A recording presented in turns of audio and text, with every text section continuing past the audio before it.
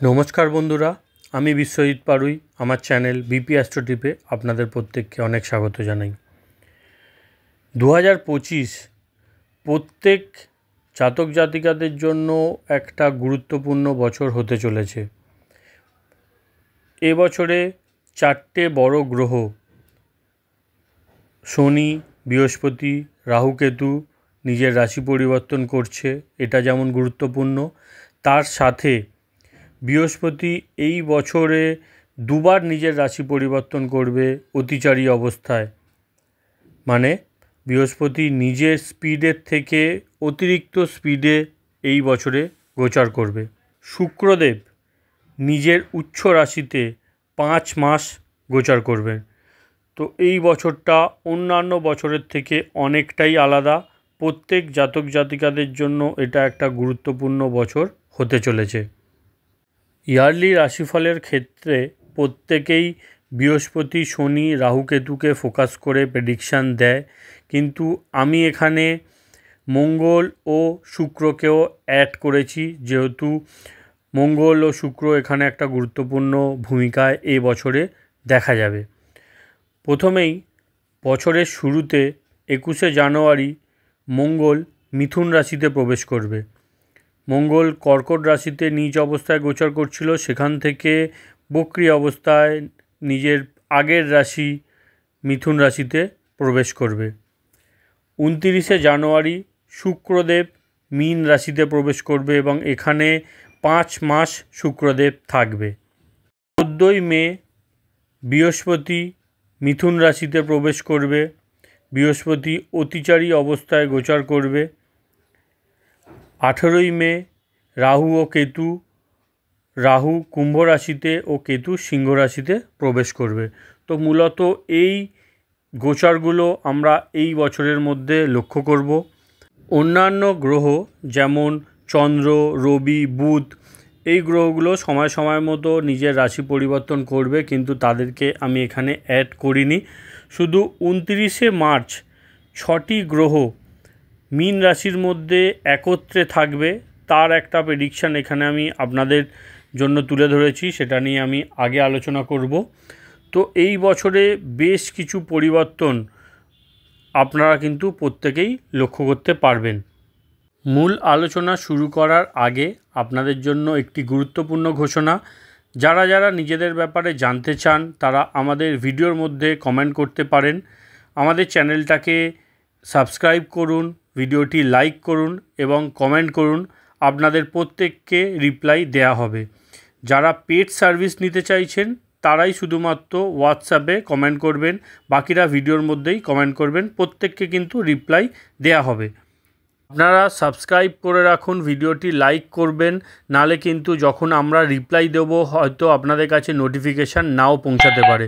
সেই জন্য লাইক করে তারপরেই কমেন্ট করবেন। চলুন ভিডিও এবার শুরু করা যাক। বৃশ্চিক রাশির জাতক জাতিকাদের কথা বললে প্রথমেই এখানে আমরা একটু মঙ্গলের কথা বলে নেব, যেহেতু মঙ্গল হচ্ছে আপনাদের লগ্নপতি, রাশিপতি। বছরের শুরুতেই মঙ্গলদেব আপনাদের ভাগ্যস্থান দিয়ে নিজ অবস্থায় গোচর করবে। এখানে 21শে জানুয়ারি মঙ্গলদেব বক্রী অবস্থায় পুনরায় আপনাদের নবম থেকে আপনাদের অষ্টম স্থানে চলে আসছে। বলা হয় যখনই কোনো গ্রহ বক্রী অবস্থায় তার আগের ঘরে চলে আসে তখন কিছু ইনকমপ্লিট কাজকে সম্পূর্ণ করার জন্য আসে। তো মঙ্গল যেহেতু প্রপার্টির কারক গ্রহ, জমির কারক গ্রহ, অষ্টম স্থানে আসছে। পৈতৃক সম্পত্তি রিলেটেড কোনো কাজ যদি আপনাদের পেন্ডিং ছিল সেটা নিয়ে আপনারা বিচার করতে পারেন বা সেটা সমাধানের জন্য আপনারা চেষ্টা করতে পারেন। এই সময়টা কিন্তু আপনাদের ফেভারে আসতে পারে। বৃহস্পতিদেবের কথা বললে 2025 সালে বৃহস্পতিদেব আপনাদের সপ্তম, অষ্টম ও নবম স্থান দিয়ে গোচর করবে। 3টে ঘরকে অ্যাক্টিভেট করছে বৃহস্পতিদেব। প্রথমেই বছরের শুরুতে বৃহস্পতিদেব সপ্তম স্থানে থাকছে। সপ্তম স্থানে বৃহস্পতিদেব বক্রী অবস্থায় থাকবে। 4 ফেব্রুয়ারি বৃহস্পতিদেব মার্গী হচ্ছেন। তো বক্রী অবস্থায় থাকার জন্য যে বিষয়গুলোতে একটু বাধাবিঘ্ন ডিলে হচ্ছিল, এবার সেগুলো স্পিডে বা গতি পাবে বিবাহ সম্পর্কে যেসব কথাবার্তা সম্পূর্ণ হওয়ার পরেও সম্পূর্ণ হচ্ছিল না, বাধাবিঘ্ন আসছিল, ডিলে হচ্ছিল, এবার সেগুলো সম্পূর্ণ হবে। ব্যবসা বাণিজ্যর ক্ষেত্রেও বাধাবিঘ্ন বা সেইভাবে আপনারা সাকসেস দেখতে পাচ্ছিলেন না, 4 ফেব্রুয়ারির পর থেকে সেই সব বিষয়গুলো উন্নতি আপনারা লক্ষ্য করবেন। ব্যবসা বাণিজ্যর ক্ষেত্রে ভালো গ্রোথ আপনারা লক্ষ্য করতে পারবেন। এখানে আমি ডেট ওয়াইজ এই জন্যই বলছি, কারণ বৃহস্পতিদেব এখানে কিন্তু কিছুদিনই থাকছেন। সপ্তম স্থান হচ্ছে আমাদের জীবনেরকে ব্যালেন্স করার ঘর।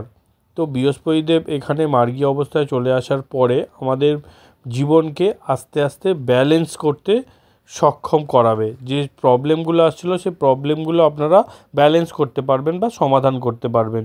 বৃহস্পতিদেব 14ই মে আপনাদের অষ্টম স্থানে চলে আসবে। বৃহস্পতিদেব অষ্টমে কিছু নেগেটিভ প্রভাব অবশ্যই দেয়, কিন্তু আমরা এখানে অনলি পজিটিভ নিয়ে কথা বলছি, সেই জন্য আমরা এখানে পজিটিভ কথাই বলবো। নেগেটিভ ওয়েতে আমি কিছু কি করবেন আপনারা সেটা কিছুটা আইডিয়া অবশ্যই আপনাদের দিয়ে দেবো। যেমন অষ্টম স্থানে বৃহস্পতি আসলে ইনকামের রিলেটেড একটু প্রবলেম হয়, ক্রাইসিস আর্থিক দিক থেকে তৈরি করে।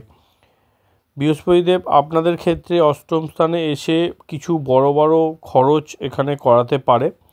তবে বৃশ্চিক রাশি লগ্নের যারা তন্ত্রমন্ত্র নিয়ে পড়াশোনা করছেন, জ্ঞানের বৃদ্ধি করতে চাইছেন, তাদের জন্য কিন্তু এই সময়টা পজিটিভ সময়।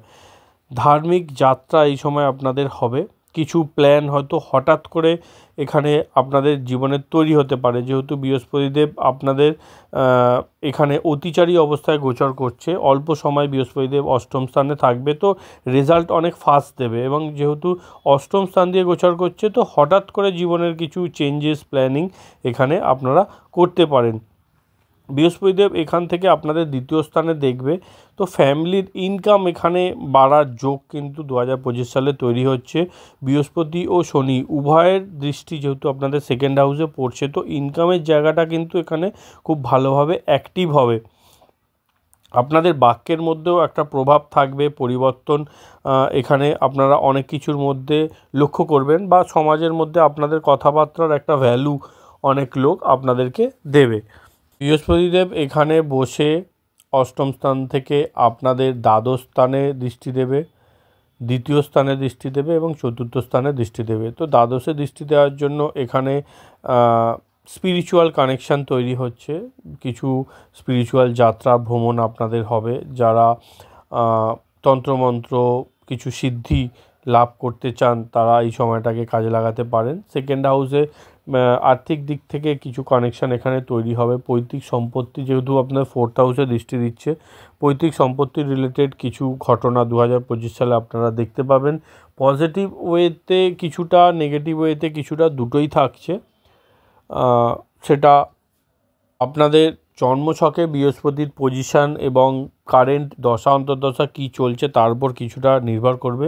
যদি দশা পজিটিভ চলে সেক্ষেত্রে আপনারা অতটা নেগেটিভিটি লক্ষ্য করবেন না, বা বৃহস্পতি জন্মছকে যদি স্ট্রং অবস্থায় থাকে সেক্ষেত্রে অতটা নেগেটিভিটি আপনারা লক্ষ্য করবেন না। আদারওয়াইজ একটু প্রবলেম এই 6 মাস কিন্তু বৃহস্পতিদেব দিতে পারে, বিশেষ করে ফিনান্সিয়াল দিকে। 18ই অক্টোবর বৃহস্পতিদেব আপনাদের নবম স্থানে এসে উচ্চ অবস্থায় গোচর করবে। এই সময়টা কিন্তু যথেষ্ট পজিটিভ। আর্থিক দিক থেকে এই সময়টা আপনাদের পজিটিভিটি আসবে, বা যে সমস্যাগুলো এই 6 মাস, গত 6 মাসে আপনারা ফেস করেছেন সেগুলোকে ব্যালেন্স করে নিতে সক্ষম হবেন। সময়টা আপনাদের জন্য পজিটিভ। ভাগ্যের সাপোর্ট কিন্তু এই সময় আপনাদের জন্য থাকছে।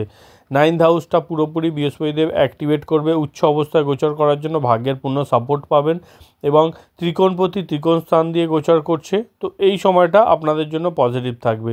যাদের প্রথম বিয়ে কোনোভাবে সফল হয়নি এবং সিঙ্গেল আছেন, দ্বিতীয় বিয়ে করতে চাইছেন, তাদের জন্য কিন্তু এই সময়টা পজিটিভ। হঠাৎ করে কিছু যোগাযোগও আপনাদের হয়ে যেতে পারে, বা যারা চেষ্টা করছিলেন তারা এই সময়টা সফল হবেন।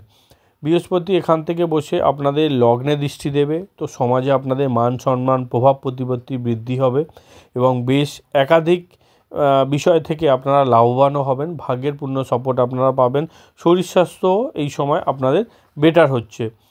বৃহস্পতি দৃষ্টি আপনাদের তৃতীয় স্থানে পড়ছে, তো আপনাদের স্কিল এই সময়টা ডেভেলপ হবে।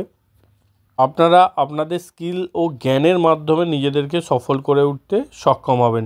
পঞ্চম স্থানে বৃহস্পতি দৃষ্টি দেবে, তো সন্তান প্রাপ্তির যোগ, সন্তানের জীবনে সফলতা এবং ধার্মিক উন্নতিও এই সময়টা আপনারা লক্ষ্য করবেন। তো বৃহস্পতির ট্রানজিটটা মাঝে কিছু 6 মাসটা আপনাদেরকে একটু কেয়ারফুল থাকতে হবে, বাকি প্রথমটা এবং শেষটা কিন্তু আপনাদের জন্য পজিটিভই হচ্ছে। পঞ্চম স্থানে ডাবল ট্রানজিট আপনাদের হচ্ছে, শনির এবং বৃহস্পতির প্রভাব আপনাদের পঞ্চম স্থানে থাকবে। তো পূর্ণ কর্মের কিছু ফল আপনারা কিন্তু 2025-এ পাবেন এবং নিজেদেরকে জানার সুযোগও কিন্তু আপনারা 2025-এ পাবেন। শনিদেবের কথা বললে, শনিদেব আপনাদের চতুর্থ স্থান দিয়ে গোচর করছিল। চতুর্থ স্থানে শনিদেব বৃশ্চিক রাশিদের জন্য শনির ঢাইয়া চলছিল, বেশ কিছু নেগেটিভিটি বৃশ্চিক রাশির মানুষজনরা গত 2.5 বছর লক্ষ্য করেছেন। এবার সেই সব নেগেটিভিটি থেকে আপনারা বেরিয়ে আসবেন, মানে সমস্যাগুলো থেকে এবার আপনারা বেরিয়ে আসতে পারবেন। লগ্নের ক্ষেত্রেও কিছুটা প্রভাব অবশ্যই ছিল, শনির চতুর্থ স্থানে মানে ফ্যামিলিতে বেশ কিছু সমস্যা আপনারা ফেস করেছেন। শনিদেব এবার আপনাদের পঞ্চম স্থানে চলে আসবে। 29 মার্চ শনিদেব আপনাদের পঞ্চমে আসছে। পঞ্চম স্থানেও শনিদেবের বেশ কিছু নেগেটিভ প্রভাব কিন্তু লক্ষ্য করা যায়। শনিদেব যখনই পঞ্চমে আসে বেশ কিছু নেগেটিভিটি দেখতে পাওয়া গেছে, কিন্তু আমরা এখানে অনলি পজিটিভ নিয়ে আলোচনা করব। 2025 সালে রিয়ালি রাশিফল আপনারা সবাই পজিটিভ জিনিসটাই জানতে চান, সেই জন্য আমরা এখানে পজিটিভ নিয়ে আলোচনা করছি। যদি আপনারা নেগেটিভটা শুনতে চান তাহলে কমেন্ট করবেন, আমি আপনাদের জন্য নেগেটিভটাও নিয়ে একটা ভিডিও বানানোর চেষ্টা করব।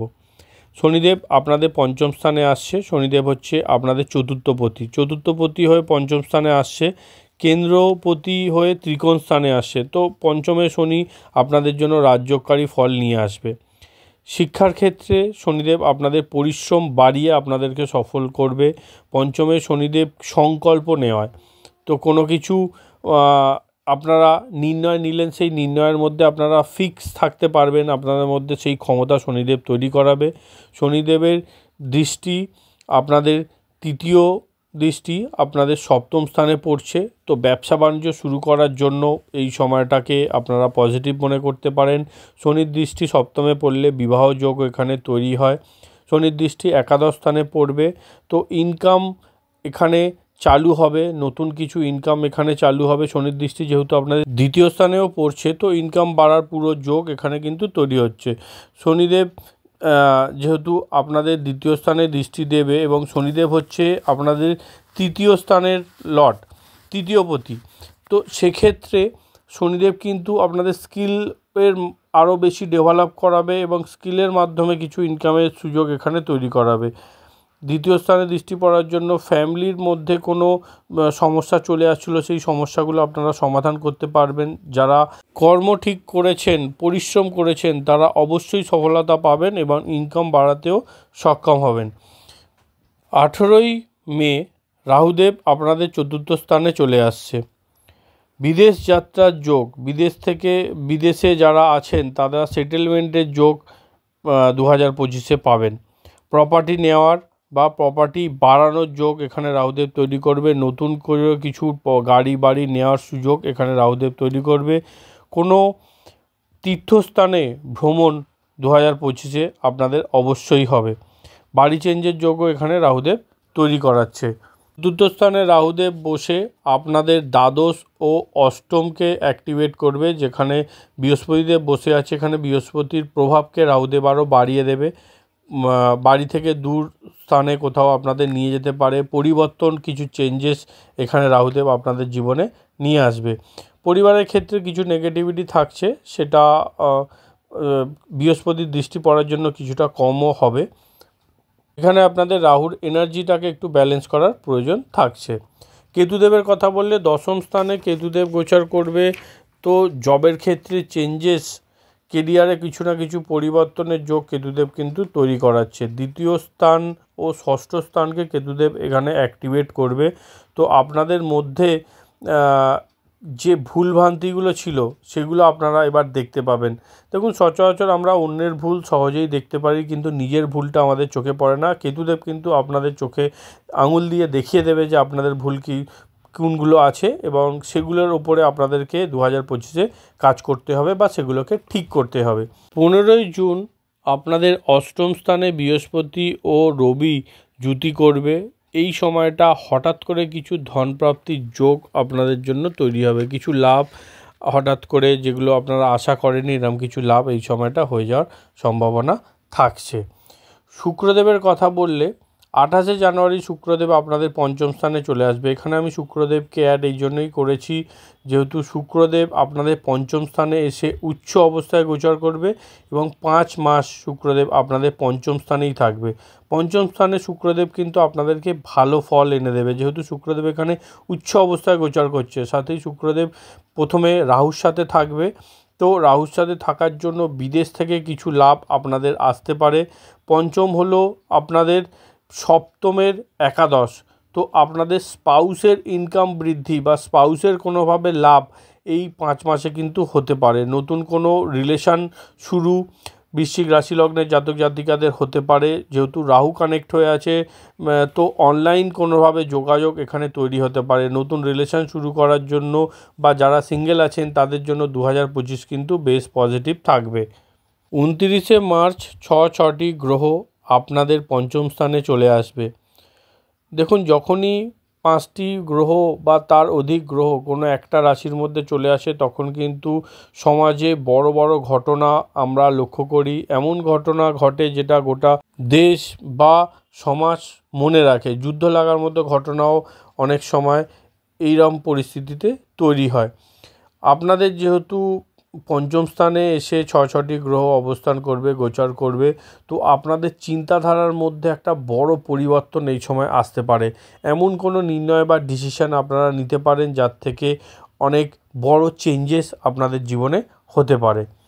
বৃশ্চিক রাশি লগ্নে জাতক জাতিকাদের জন্য 2025 অ্যাভারেজ থাকছে। এখানে খুব পজিটিভ আমি বলবো না, হয়তো আপনাদের অনেক ইউটিউবার আছে বা অনেক অ্যাস্ট্রোলজার আছে এমন আপনাদের যারা বলবে যে 2025 আপনাদের খুব ভালো যাবে, দারুণ যাবে। আমি এখানে সেটা বলছি না, আমি এখানে আপনাদের জন্য অ্যাভারেজ বলবো। বৃশ্চিক রাশি লগ্নের যাদের দশা অন্তর্দশা পজিটিভ আছে তাদের ক্ষেত্রে অতটা নেগেটিভ থাকছে না, পজিটিভ আপনারা বেশি পাবেন। কিন্তু যাদের দশা অন্তর্দশা খারাপ চলছে তাদের ক্ষেত্রে কিন্তু 2025 একটু চিন্তার বিষয় তৈরি করাতে পারে। তো বন্ধুরা এই ছিল বৃশ্চিক রাশি লগ্নের জাতক জাতিকাদের জন্য 2025-এর ইয়ারলি রাশিফল। ভিডিওটি ভালো লাগলে একটু লাইক করে দেবেন। যারা নিজেদের ব্যাপারে জানতে চান তারা আমাদেরকে কমেন্ট করতে পারেন, আপনাদেরকে সময় মতো রিপ্লাই দেওয়া হবে। ধন্যবাদ, সঙ্গে থাকবেন।